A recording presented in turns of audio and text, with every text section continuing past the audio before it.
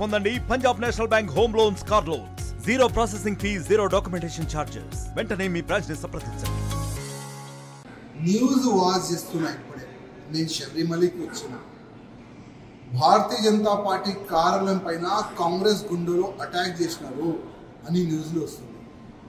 నేను మా పార్టీ కార్యాలయంలో ఫోన్ చేస్తే మా కార్యకర్తలు అధికారులు అంటున్నారు కాంగ్రెస్ గుండెలు సడన్గా కట్టలతోని రాళ్లతోని రాళ్ళతోని పార్టీ కార్యాలయం పైన దాడి చేసినారు. కొంతమంది కొంతమందికి దెబ్బలు తగిలినాయి. ఆ విధంగా కూడా మాకు అప్డేట్ చేస్తున్నారు.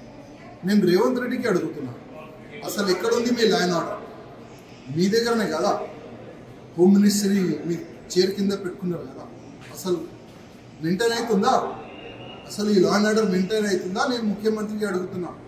ఇదేనా మీరు నేర్పిస్తున్నారు కాంగ్రెస్ కార్యకర్తలకి?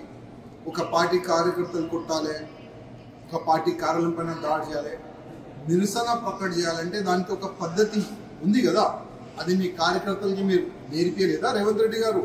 నేను మీకు అడుగుతున్నా. అదే దాడి మేము చేస్తే ఏమవుతుంది? పక్కనే కదా మీ కాంగ్రెస్ పార్టీ కార్యాలయం, కాలబెడతాం. మేము అనుకుంటే మొత్తం కాంగ్రెస్ పార్టీ కార్యాలయాన్ని కాలబెడతాం మేము అనుకుంటే. యాద్ పెట్టుకోండి, మేము అన్ని ఇడిసి రాజకీయంలో వచ్చినాం, గుండాయిజం చేసినాం, అన్నీ చేసినాం. కానీ ఇప్పుడు ఒక రాజకీయంలో పబ్లిక్ సేవ గురించి వచ్చినాం. కానీ మేము బ్యాక్ వెళ్ళాలి. ఆ విధంగా మాకు ఆ సమయం తీసుకుని రాకండి.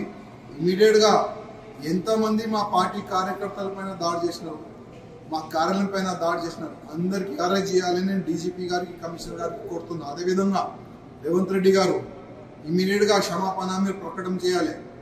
ఇమీడియట్గా మీరు సారీ చెప్పాలి. ఎందుకంటే ఒక పార్టీ కార్యాలయం పైన దాడి జరిగింది. నిరసనం చేయాలంటే అది దానికి ఒక పద్ధతి ఉంది, మీకైతే తెలుసు. కానీ మీ కార్యకర్తలకి మీ గుండెలకి తెలియదు అనుకుంటా. గుండాయిజం చేయొద్దు. గుండాయిజం చేస్తే గుండెలకి ఏ భాషలో మేము చెప్పాలి ఆ భాష కూడా మాకు వస్తుంది. ఆ పరిస్థితి తీసుకుని రాకండి. అర్థమైందా? యుద్ధం చేయాలంటే కూడా మేము రెడీ, రాజకీయం చేయాలంటే కూడా మేము రెడీ. రేవంత్ రెడ్డి గారు యాద పెట్టుకోండి, క్షమాపణ చెప్పాలి ఇమీడియట్గా. రేవంత్ రెడ్డి క్షమాపణ చెప్పాలి. మరిన్ని వీడియోస్ కోసం ఛానల్ ని సబ్స్క్రైబ్ చేయండి. లేటెస్ట్ అప్డేట్స్ కోసం వాట్సాప్ ఛానల్ ని ఫాలో అవ్వండి. ఆ లింక్ డిస్క్రిప్షన్ లో ఉంది.